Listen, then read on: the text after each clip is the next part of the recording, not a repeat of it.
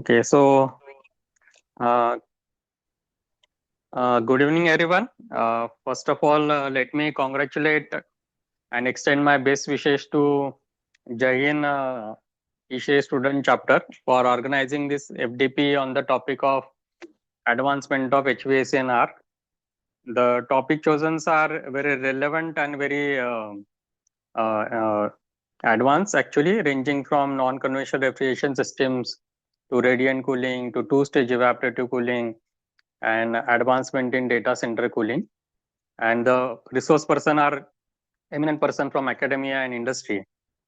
And at ISHRAE, actually, we do this, to bring more and more students and faculty into on ISHRAE platform so that we can skill them, we can extend the internship and employment opportunity to students. And faculty advisors are the main driving force to keep that chapter alive. Keeping this in mind, we have started this initiative and we have arranged this FDP. I, request or appeal the faculty advisor present here to also start student chapter at their colleges and extend the benefits of ISHRAE to their student members. Once again, I thank and extend my best wishes to Professor Nishigam Gorade to initiate this activity. Thank you. Okay, thank you so much, sir.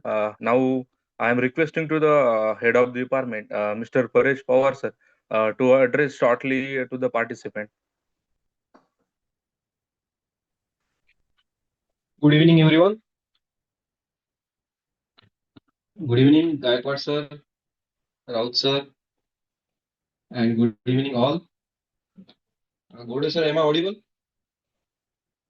Yes, sir, you are audible, sir. Okay. So, on behalf of Jain Comprehensive Educational Institute and the Department of Mechanical Engineering, Jain College of Engineering, I warmly welcome all the distinguished students, and our HVAC professionals for this online faculty development program, which is on advancement in HVAC and R, sponsored by the ISHRAE Pune chapter. I sincerely thank ISHRAE Pune chapter for their valuable support and association, which helps us connect academic learning with industry practices. Also, I would like to thank and express my deep gratitude to our Honorable CEO, Dr. D.S. Galle, our respected principal, Dr. D.S. Gunjar ma'am, and our esteemed management for their constant encouragement, guidance, and support in organizing such meaningful programs. Our institute vision and leadership continuously motivate us to enhance the quality of teaching, learning, and professional development. It is indeed an honor today to we have Dr. Ashish Raut, uh, who has a past president, ISHRAE Nagpur chapter, with us today for the first technical session. Thank you very much, sir. Also, we are grateful to you for your sharing your expertise on innovation in non-conventional refrigeration technologies. I also appreciate the effort of organizing team, especially our ISHRAE chapter head, Professor Bode NB, also our student coordinator for their dedication. Also, I encourage all the participants to actively encourage and engage and make this event best. Also, I thank you all and I wish everyone a highly informative and successful session. Thank you, sir.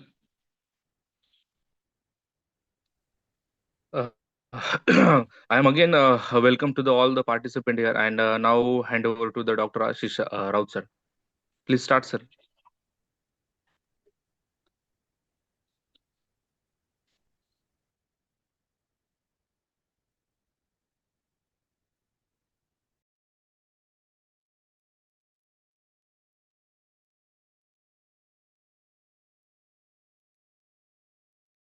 Sir, my screen is visible? Yes, sir. Okay. Thank you so much. So, good evening, respected dignitaries. Pawar sir, HOD of Hind Engineering College, Department of Mechanical Engineering. Nilesh Gaikwad sir, faculty, student chair of ISHRAE Pune chapter. Nishiganda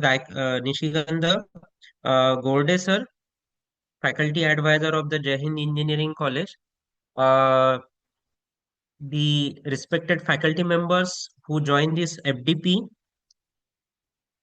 the ISHRAE members, and the other dignitaries who joined this special FDP organized on the advancement in HVACR. And especially thanks for the Jai Hind Engineering College to uh, organize such event on specifically benefit for the different faculty and the students. So I, Dr. Ashish Raut, uh, I am the past president of ISHRAE Nagpur chapter, along with that the HVACR hackathon coordinator, then TG chair of the solar cooling, member in research in ISHRAE, along with that the member in ISHRAE of the task force. This is my designation related to the ISHRAE. Along with that, I am working as an assistant professor in GH Raisoni College of Engineering, Nagpur. So today I will speaking on the innovations in non-conventional refrigeration technologies. The cooling technologies are no longer just about the comfort. So they are crucial for the healthcare, food, security, data centers, and we are talking about the sustainable developments. So in these sessions, we will explore the alternative refrigeration technologies and address the energy efficiency, environmental impact, and the future cooling needs. Why we are talking about this conventional, basically the non-conventional refrigeration system. So when we are talking about the innovation, creativity, nowadays these words we are listening at everywhere. And when we are talking about the innovation, so I took this specific photographs. Okay, so everyone know about this is the mobile phone, and we are seeing the different versions of mobile phone. So when we are talking about this, along with that, we can see that this is the first car. If we go to the history, and then the different versions are there. And recently, we are seeing such types of the Tesla car. The last photographs which here I am presenting here. So when we are talking about the refrigeration and the air conditioning, basically such types of images or the picture come in our mind. So when we are considering about, so basically VCR system is there or vapor absorption system is there. So we are limiting our site only to up to this basic refrigeration system. Yes, nowadays we are not talking about this industrial refrigeration system, because industrial refrigeration system having the different uh, principles and the concepts. But we are talking about that when such types of the refrigeration systems are come, and when we are talking about the refrigeration systems, so my or the normal questions arises in my mind, why the non-conventional refrigeration systems are required.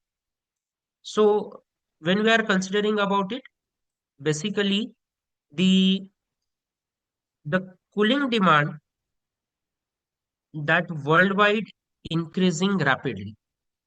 And if you see this photograph, the space cooling, which is providing the energy consumption in the space cooling near about 37%, where the residential appliances at the second stage heating and other services. And this is the International Energy Agency survey, and this is providing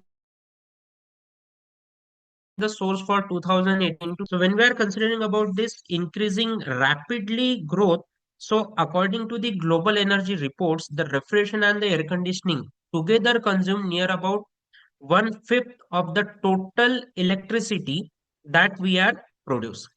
So when we are considering about the conventional refrigeration systems, they are uh, rely heavily on the fossil fuels. And when we are talking about the fossil fuels, basically they are generating the electricity and the refrigerants. So again, thing is there, which will be coming to the high global warming potential.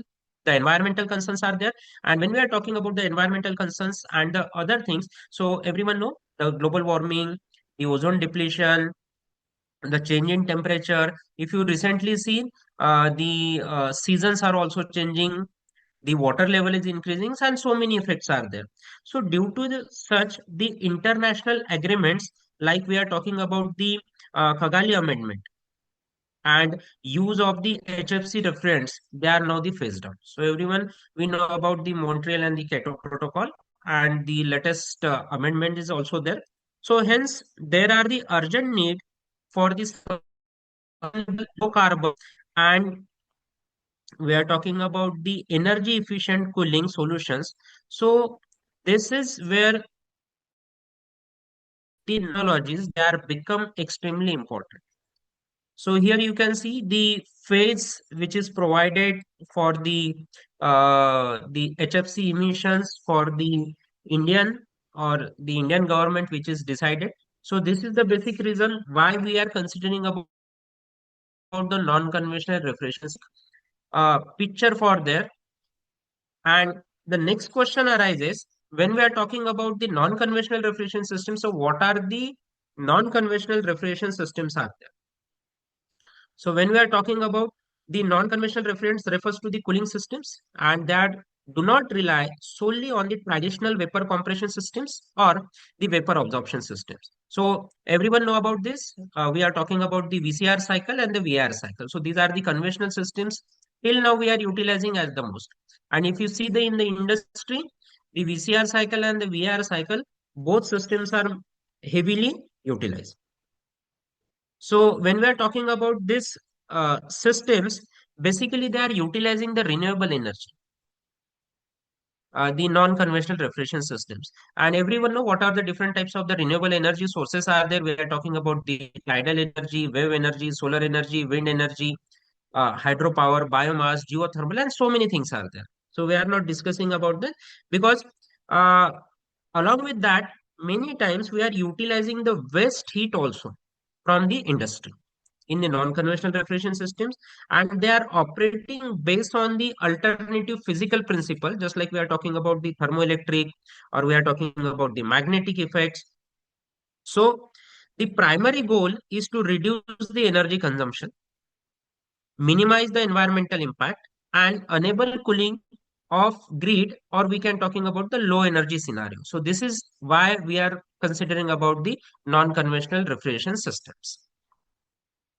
So when we are considering about the non-conventional refrigeration systems or the conventional refrigeration systems, there are the basic differences there. There are the issue with the conventional refrigeration systems. So we can briefly examine the drawbacks of the conventional vapor compression refrigeration systems. So they consume the large amount of the electrical energy, contribute to the peak loads demand on the power grid, as well as its required refrigerants that may be harm to the environment, and obviously they are the harmful to the environment, and that's why we are having the different types of the norms also on that. Then additionally, the maintenance and the operational cost are relatively high. So these issues need for the in the refrigeration for developing the non-conventional refrigeration systems come from the multiple directions. Many rural and the remote areas, they are the lack reliable electricity, making conventional cooling impractical. On the other hand, we are talking about the industrial generate the large quantities of the waste heat that offers go to the unused.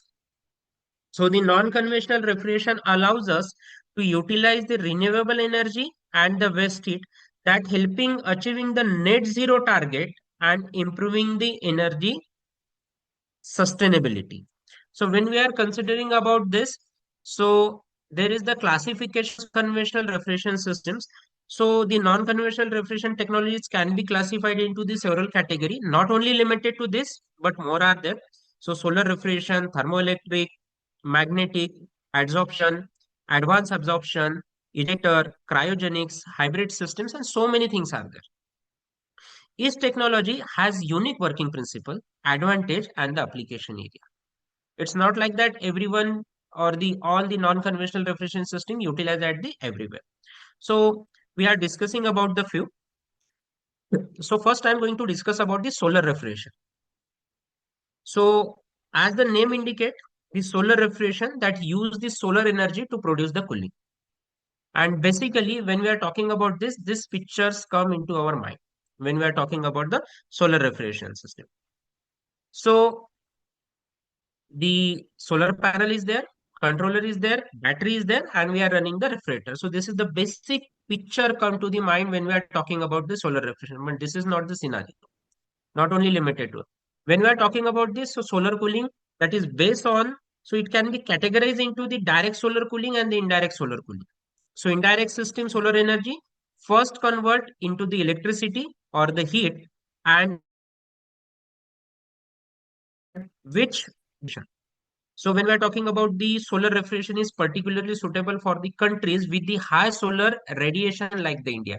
And right now the government of India is highly appreciating for the solar panels for the generation of the electricity. So when we are talking about the another system, so normally when we use the solar PV system, so solar radiation falls on the panels. Either it will be go back to the battery, then we are running the compressor, either it will be AC or DC, then the basic VCRS cycle will be done. Then we are talking about the next one. So solar thermal cooling is there. And when we are talking about the solar thermal cooling, so normally here the vapor absorption systems comes into the picture. And when we are talking about the vapor absorption system, so normally in this photograph you can see the solar energy comes, it will be used as the heat source for the generator and the things of the vapor absorption refrigeration systems. Then many times we are utilizing the direct and indirect solar energy utilization into this system. So first we are talking about the solar PV based refrigeration system.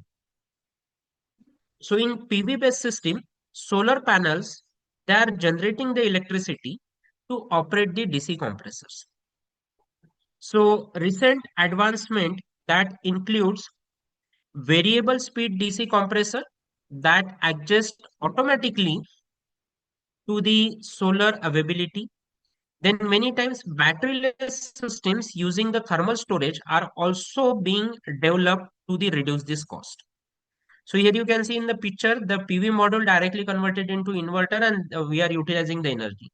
So and this is the another way where we can see the energy available that will be transferred to the grid, and we can use the vice versa. So such systems are widely used in the different applications where we can utilize in the vaccine storage, we can utilizing the milk chilling, we can utilizing the rural cold chain applications.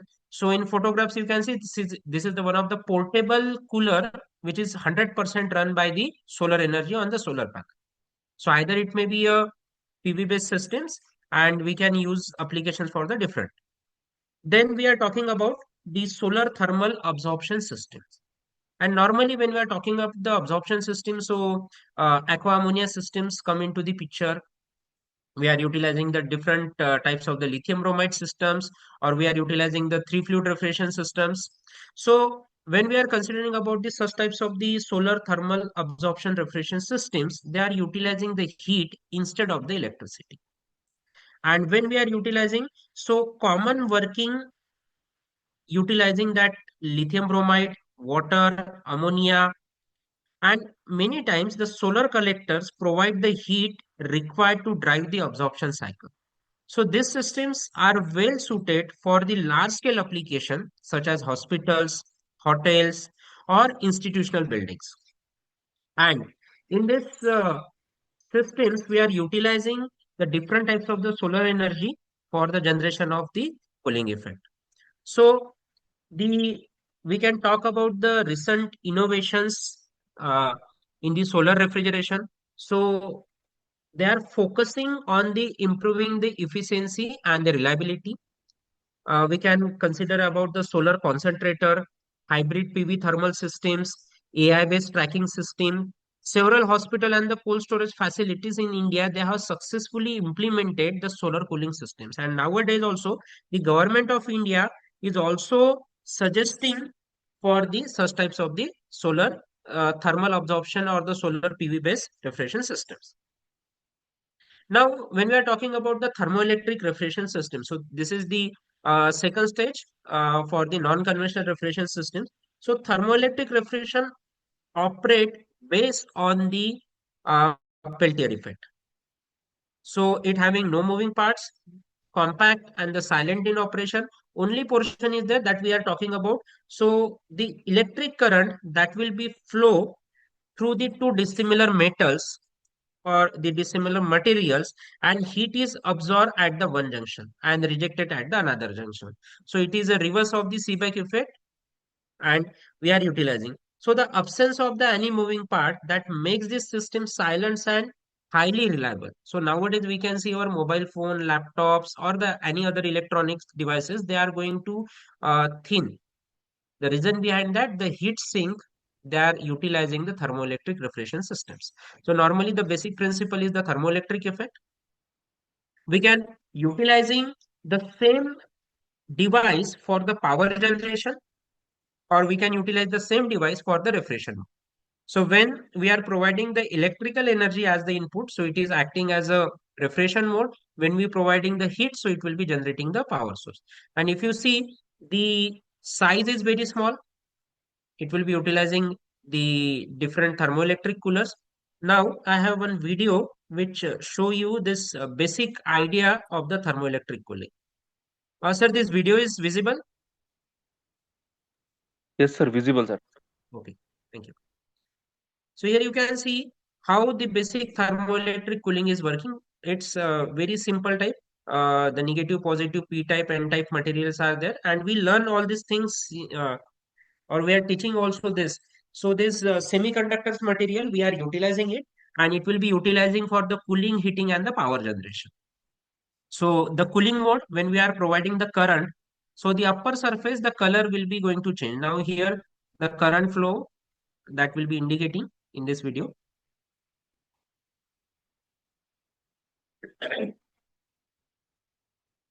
Now you can see the color turn to the blue. So blue is indicating the, it will be having the cold side. Now we change the direction of the current, so that converted into the reds means it will be having the high temperature. So the same phenomenon can be utilizing for the cooling and heating, as well as we are generating the power with the same model.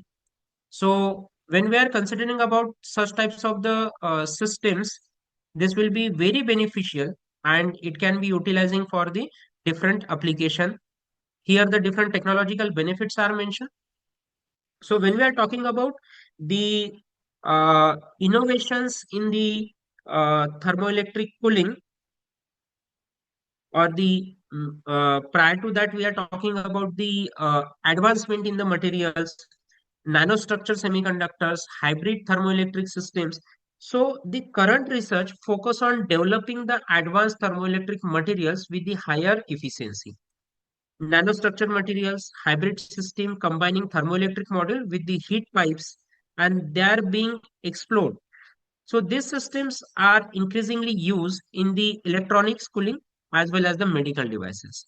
So the major advantage include the compact in a size, precise temperature control, minimum maintenance, and however the thermoelectric systems that suffer from the low COP as compared, we are comparing with the vapor compression system. So which limits their use to the small capacity cooling applications, and ultimately improving the efficiency. That is the major research challenge, and nowadays we are seeing many PhD are coming on this area. So these are the few glimpses or the images of the different applications of the thermoelectric cooling.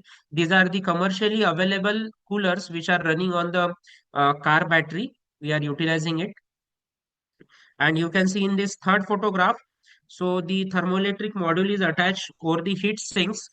So we can utilize such types of the applications where the no moving part is involved, and we require only the current as the input. So now the third systems, the next system that we are going to see, which is the magnetic refrigeration. So magnetic refrigeration works on the magnetochloric effect. When magnetochloric material are subjected to the magnetic field, so they heat up, and when the field is removed, it's cooled down. So the photographs is indicating, and normally we are utilizing the ferromagnetic material or the different types of the paramagnetic salt to do the magnetic refraction effect. So when the magnetic field is removed, that material or the paramagnetic salt is cooled down. So this cycle can be used for the refrigeration without the conventional refrigeration. Now I am explaining this cycle with this photograph. So now you can see the first step. So they are heat ups with the magnetization. So we can add the fluid to remove the additional heat and that transfer it to the systems. And suddenly, when we remove the magnetic field, that paramagnetic salt or the ferromagnetic materials are there that directly they are cooling down because of the demagnetization. And when we are utilizing such types of the fluid or we are circulating the any water, air on that, so we absorb the heat from the cooling load. So this is basically we are talking about the magnetic refrigeration. This diagram is explaining how basically the internal structure or the paramagnetic salt is going to work. So here you can see the A, B, C, D, four steps are there, and we are utilizing it as a refrigerator, the magnetic refrigerator, where only input is the magnetic field. So you can see the internal structure at the A condition where the temperature is at the moderate condition. When it will be go through the electromagnetic field, the temperature is rise at the B figure. Then we are expel the heat to the atmosphere. So it will be again come down to the next, the first level. And when we remove the electromagnetic field, so it will be coming to the lowest temperature. So at the D phase. So this is the basically the magnetic refrigeration systems. So when we are talking about the magnetic refrigerations, it offers several advantages, including the refrigerant-free operations, higher theoretical efficiency, and low noise. So these characteristics makes a promise long-term alternative to the vapor compression refrigeration systems. And when we are talking about the recent innovation, that include the development of the new magnetochloric material and the prototype that the room temperature magnetic refrigerators. So, however, these systems cost and the complexity remain major the barriers for the commercialization. And many of us know about we are obtaining the very lowest temperature with the help of the magnetic refrigeration in the cryogenic systems. We are obtaining with the help of the magnetic refrigeration systems. The next refrigeration technology, that will be the adsorption refrigeration technology. So when we are talking about the adsorption refrigeration system, so it use the solid absorbent such as silica gel or activated carbon, and they can utilize waste heat or the solar heat to require very little maintenance and making them suitable for the industrial and the remote application. So this is the basic photograph, the basic working image is there. We are utilizing the thermal compressor, and the thermal compressor containing the absorption bed and the desorption. So it will be having the hot water, chilled water. Here I am mentioning with the help of the heat, but instead of heating the water, I can utilize the agriculture waste, I can utilize the municipal waste, or the industrial waste is there, or we can utilizing the solar energy. So with the help of this, we can convert that heat into the refrigeration effect.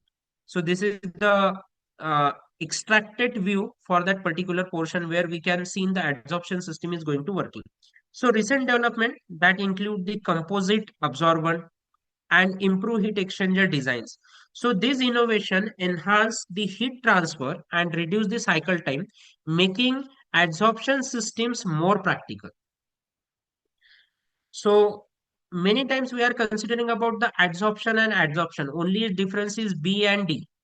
So many times we are talking about the adsorption systems. So they are the multi-effect systems and the hybrid system they are going to compare with the absorption refrigeration systems. The next system that we talking about the ejector refrigeration systems. So the ejector refrigeration system use the high pressure motive fluid to enter and compress the low pressure vapor.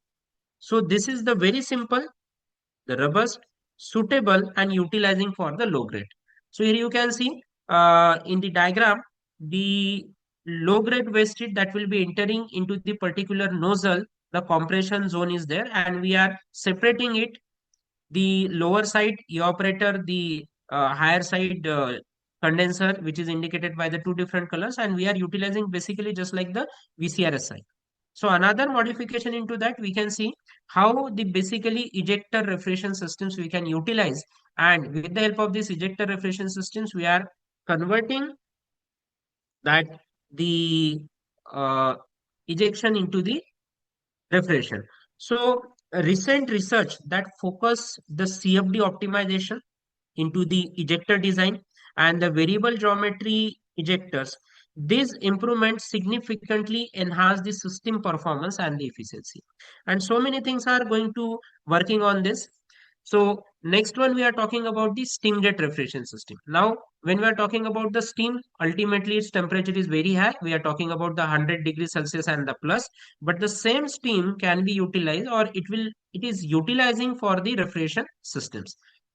Thing is that when we are talking about the steam jet refrigeration systems, it is utilized for the particular location only where the steam is already available. So now we can see this is the steam boiler which is generating the steam. So we are talking about the various industry or the power plant. That steam is provided into the thermocompressor with the help of the steam nozzle. So when the steam is ejected at this particular portion, you can see this is the conversion and diversion portion is available of the thermocompressor. At the back end, the vacuum is created. And when the vacuum is created, this thermally insulated chamber is there. We can talking about the flash chamber. The water converted into the vapor that will be coming inside, and the water available here that reducing its temperature because of the evaporation.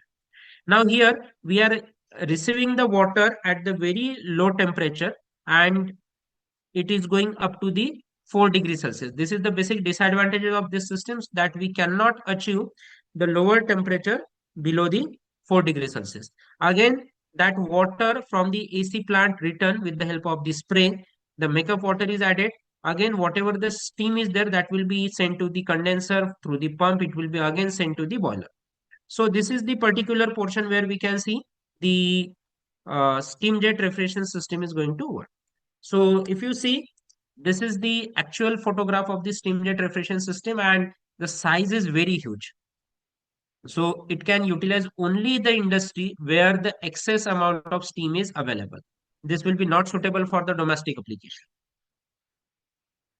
The next one, we are talking about the vertex tube refrigeration system. The vertex is the uh, specifically designed for utilizing air as a refrigerant. So again, if you are considering the advantages, if air leaks, there is a no problem, no moving parts. When the compressor is available, we can utilize it. And again, thing is that when we are talking about the vertex tube or the industry, the compressed air is normally available into the industry, and when we are utilizing that compressed air, it will be converted into the vertex that will be moved to the forward, and the control wall is there which will be separating the cold air and the hot air.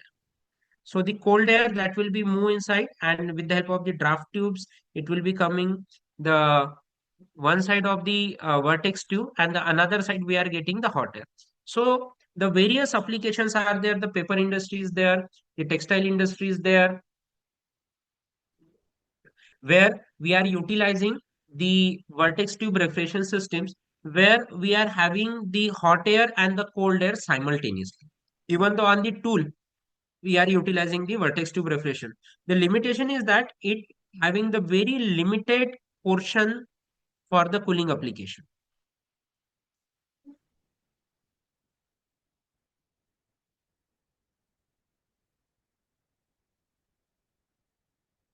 Sir, this video is visible? Visible, sir. Okay, thank you, sir.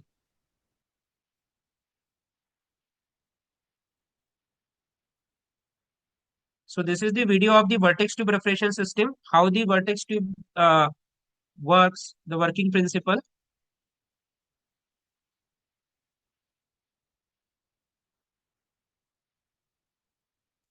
So from the periphery, the air enters and it converted into the vertex. You can see the temperature converted is indicated with the help of the different colors.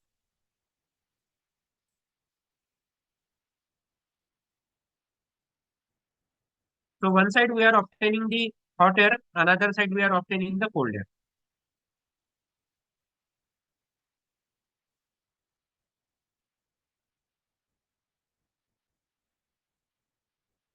The next one is the pulse tube refrigeration system. So this is the somewhat advancement of the uh, vertex tube refrigeration systems.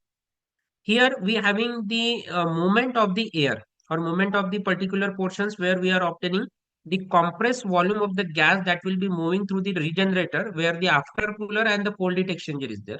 Then it will be coming to the pulse tube section where the warm heat exchanger and the cold heat exchanger again exchange the heat and the reservoir is there.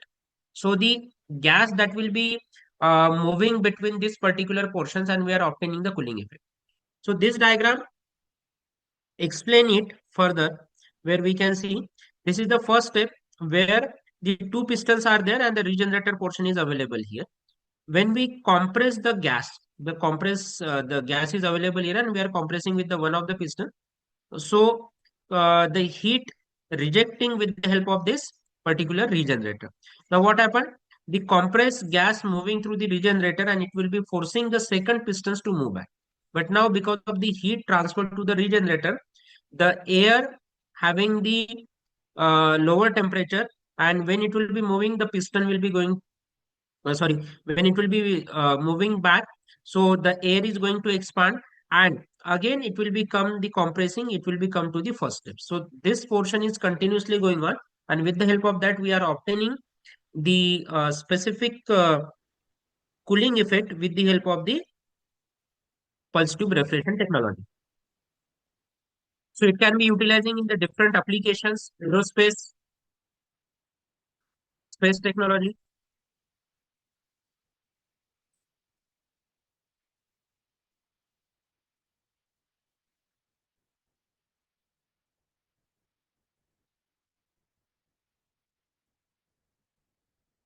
This is the animation of the pulse tube refrigeration system.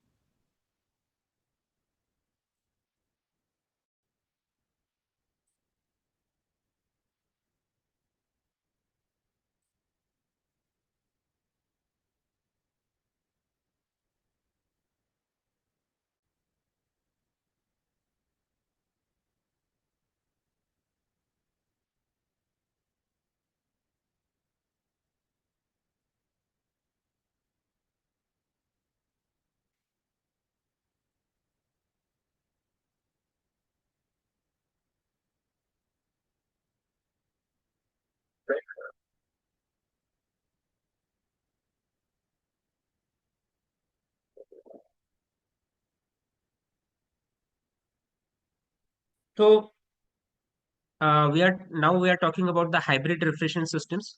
Prior to that, one systems intentionally I not mention here, that is the thermoacoustic refrigeration system.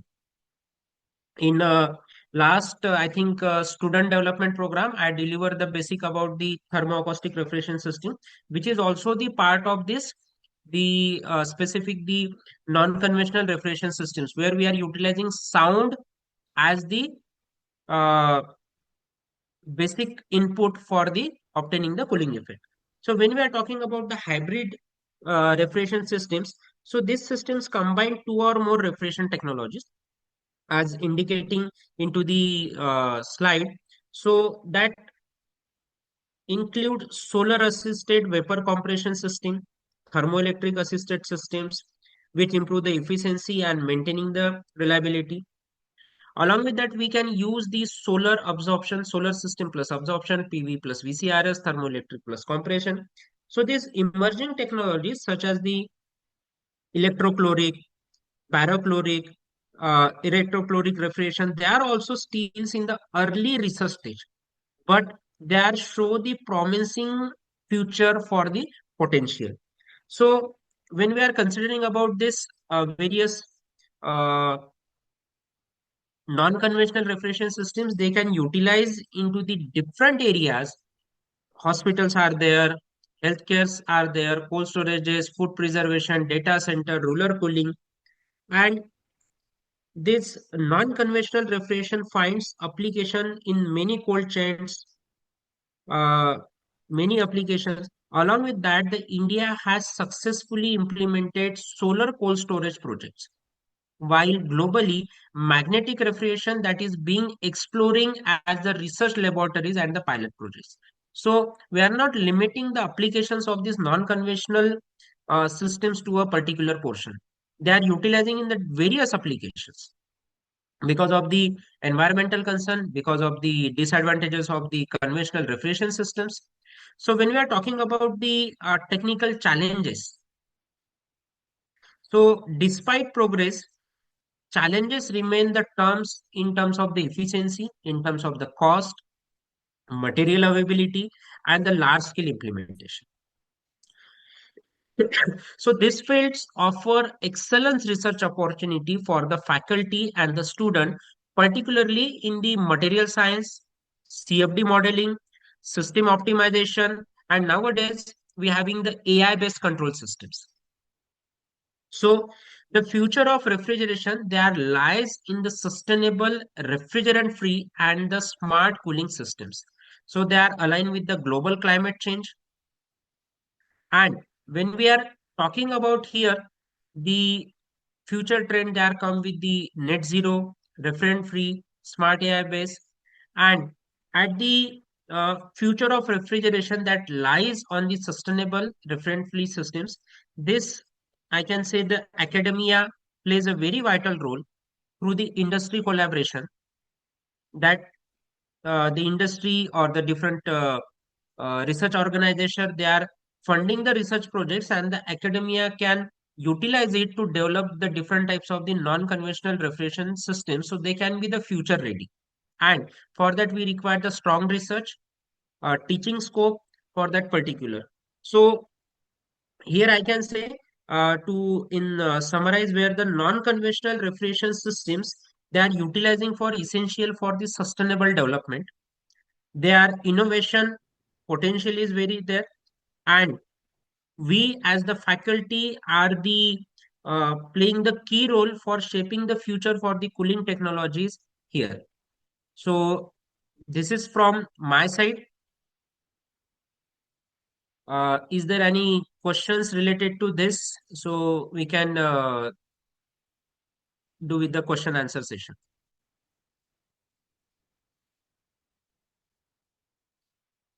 Thank you very much, sir.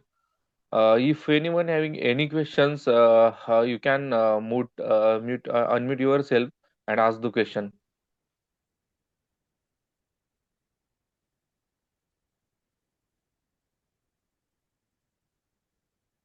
Good evening, sir.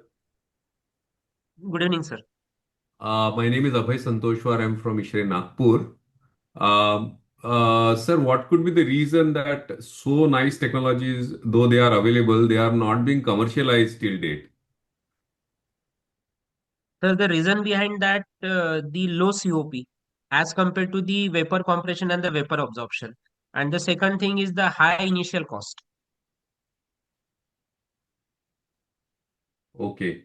So that means the unconventional energy, whatever cycles we have available right now, they all are costlier than the current vapor compression things, is it? Yes, sir. Yes, sir. So nothing more efficient has been found out. Okay. Yes, sir. Okay. Thank you. Thank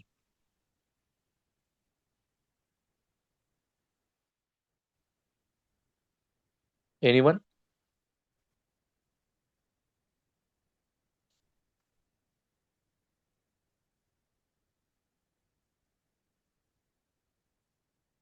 Please unmute yourself and ask the question, if anyone.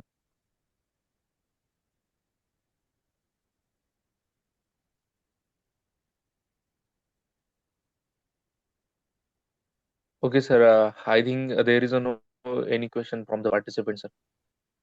Okay, sir. Okay, so let's conclude. Conclude, sir. Sir, thank you very much for your presence in our national level faculty development program here, sir. You are explaining Right, the I'm expecting.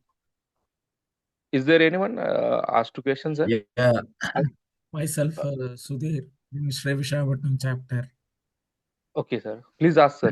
Sir, yeah, my query is the technologies what you have shared now, which one is suitable for faculty to Sir, I think do your voice is breaking. research as a faculty? You know the constraint as a yeah. Sir, my voice is fine now. Hello, hello. Please ask again, sir. Yeah, sir. As you have explained the technologies, if any of the faculty wants to take as a research area, which one is suitable? You know the constraints of a faculty out of this Sir, you technology. can select anyone, sir. Just like I am also the one of the faculty on one of the college. I had given all my final year projects for the MTech, UG, PG, and the PhD. So I always give the non-conventional refrigeration systems, even though my PhD under the thermoacoustic refrigeration systems. I had completed my PhD and developed the different 4 5 working models. Acha. You, you can give the vertex tube, even though the students they are generating the cooling effect through the PVC pipe, the pipe we are utilizing at our home for the plumbing application. They required Oh, only the compressor. Even though the temperature is not reducing up to the very low temperature, but yes, we can utilize at the cooling effect. We are feel it. okay. So we can take any one of the technologies. All are Anyone, sir. fine. All Yeah. are fine, sir. Thank you. There are pros and cons of the each technology. So where you constraint having the cost, so you can go with the, I can say the thermocaustic is there, vertex tube is there, magnetic is there, or we having the solar energy, then we are going with the such type of solar technology also. Yeah, we are working on thermoelectric refrigeration, sir. Yes, sir. Already we are working on that. But Yes. the same problem, we are finding low COP Low and COP. That is initial the, cost is high. So yes, sir. these That are is the the main. two drawbacks which we have also come across. Yeah, thank you.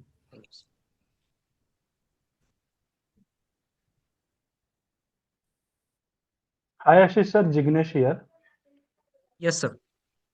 Yeah, it was a nice presentation. I have just Thank you one so much. query regarding that magnetic based cooling system. So are these cooling systems are being used in the electronic equipments right now, or what is its current scenario in the market? Sir, in electronics, the demagnetization system is not used because it's having different applications. Laboratory purpose it is utilizing. Even though our ISRO is utilizing and the DRDO is utilizing the adiabatic demagnetization systems. As Okay, far as okay, industry, they are not utilizing the magnetic refrigeration systems. okay. Yeah, fine. Thank you. Welcome.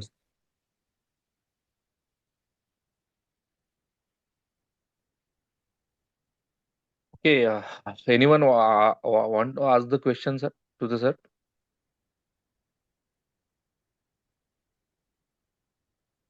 Okay. I will provide you feedback link in our WhatsApp group, sir. Please, everyone should provide me feedback. Okay, sir. Ashish, sir. Can I conclude, sir? Yes, sir. Yes, sir. Go ahead. Sir, one more question from. Can you share a real-time application of thermoelectric refrigeration in chat box, sir? Sir, thermoelectric refrigeration systems utilized in our laptop. They are utilizing in our TV. All electronics applications are there. Even though in a mobile phone there is a thermoelectric module is there, sir, for as a heat sink. So where we having the electrical energy, we can utilize the thermoelectric refrigeration systems. Again, the heat source and the heat sinks are very limited.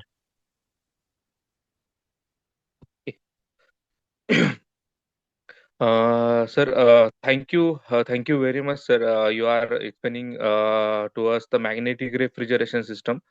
solar refrigeration system, absorption refrigeration system, ejector refrigeration system, steam jet, then vortex tube and pulse tube, as well as some hybrid refrigeration system.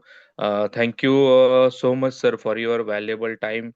And also, I'm very thankful to all the active participant on the behalf of Jain College of Engineering, Department of Mechanical Engineering, and as well as our ISHRAE Pune chapter. Thank you very much to all of you. Thank you so much, sir. Okay. Thank you.